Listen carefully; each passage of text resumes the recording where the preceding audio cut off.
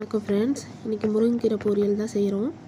முருங்கைக்கீரை நல்லா க்ளீன் பண்ணி எடுத்துக்கிட்டேன். இங்கே பாருங்கள், நல்லா கொஞ்சம் பூவெலாம் கிடச்சிருக்கு, ரொம்ப நல்லது. நல்லா க்ளீன் பண்ணி எடுத்து வச்சுக்கிட்டேன், நல்லா அலசி. அடுத்தது சின்ன வெங்காயம் போட்டுங்க. இன்றைக்கி எனக்கு சின்ன வெங்காயம் இல்லை, அதனால் பெரிய வெங்காயமே போட்டுக்கிட்டேன். அப்புறம் ஒரு பல்லு பூண்டு நல்லா இடித்து எடுத்து வச்சுக்கிட்டேன். இடித்து போடுறது ரொம்ப நல்லாயிருக்கும். வாங்க செய்யலாம். கடாயில் ஒரு 4 ஸ்பூன் எண்ணெய் ஊற்றிக்குங்க.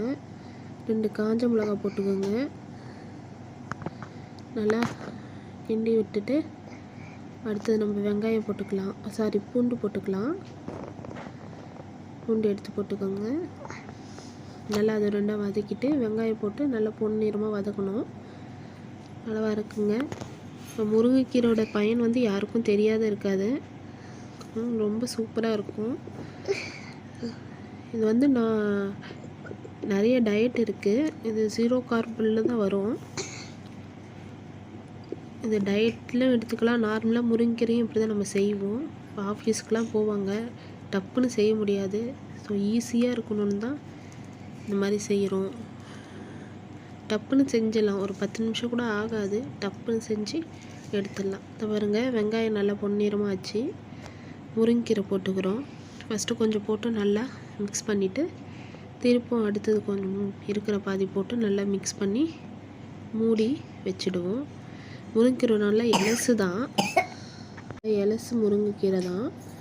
ஸோ நல்லா வெந்துடும் சீக்கிரம். தண்ணிலாம் தேவைப்படாது. நல்லா மூடி வச்சு நம்ம வேக எடுத்துக்கலாம்.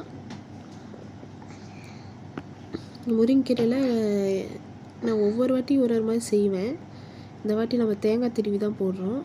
பாருங்கள், பாதி வெந்தோடனே கொஞ்சம் உப்பு தூவி நல்லா கிண்டி விட்டு திருப்பி மூடி வச்சு வேக வச்சுடுவோம். இதில் சில டைம் முட்டை போட்டு செய்வேன், அதுவும் நல்லாயிருக்கும். பசங்களுக்கு பிடிக்காத பசங்க கூட சாப்பிட்ருவாங்க. கீரை மாதிரியே இருக்காது. நல்லா முட்டை போட்டு சாப்பிட்டா சூப்பராக இருக்கும். அதுவும் அடிக்கடி வர வீடியோவில் அதெல்லாம் போடுறேன். பாருங்கள், திருப்பி மூடி வச்சு நான் எடுத்துட்டேன். நல்லா முருங்கைக்கீரை வெந்தோடனே, இது ரொம்ப முருங்கைக்கீரை கொஞ்சம் கடினமானது. ஸோ நம்ம சீரகத்தூள் கொஞ்சம் சேர்த்துக்கலாம். சீரகத்தூள் ரொம்ப நல்லது, சேர்த்துக்கோங்க. நல்லா சீரகத்தூள் போட்டோன்னே நல்லா மிக்ஸ் பண்ணி திருப்பி மூடி வச்சு எடுத்துடுறோம். நம்ம தேங்காய் தான் திருவி போட போகிறோம். ஸோ தேங்காய் எடுத்து கொஞ்சமாக திருவிக்கு எடுத்துக்கலாம். பாருங்கள், ரெடி ஆயிடுச்சு. அடுத்தது தேங்காய் தான். இப்போ தேங்காய் நல்லா திருவி எடுத்துக்கலாம். தேங்காய் எப்பவுமே ஃப்ரெஷ்ஷாக யூஸ் பண்ணுங்கள், ரொம்ப டேஸ்ட்டாக இருக்கும். அண்ட் ஹெல்த்தியும் கூட.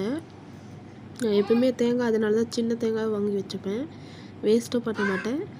ஃப்ரெஷ்ஷாக அப்பப்பயே உடச்சி எடுத்துக்கிற மாதிரி தேங்காய் திருவி போட்டு இப்படி மிக்ஸ் பண்ணிவிட்டு ஸ்டவ் ஆஃப் பண்ணிவிட்டு சேவ் பண்ண வேண்டியதாங்க. ரொம்ப ஆரோக்கியமான முருங்கைக்கீரை பொரியல் ரெடி. வாங்க சேவ் பண்ணிடலாம். எடுத்து வச்சாச்சு. நம்ம எடுத்துகிட்டு போய் கொடுத்துடலாம். காலையில் இது ஈஸியாக சாப்பிட்டுடலாங்க. வேலைக்கு போகிறவங்களாம் டப்புன்னு ஒரு 5 நிமிஷத்துலேயே செஞ்சிடலாங்க. ரெடியாகிற 5 நிமிஷம்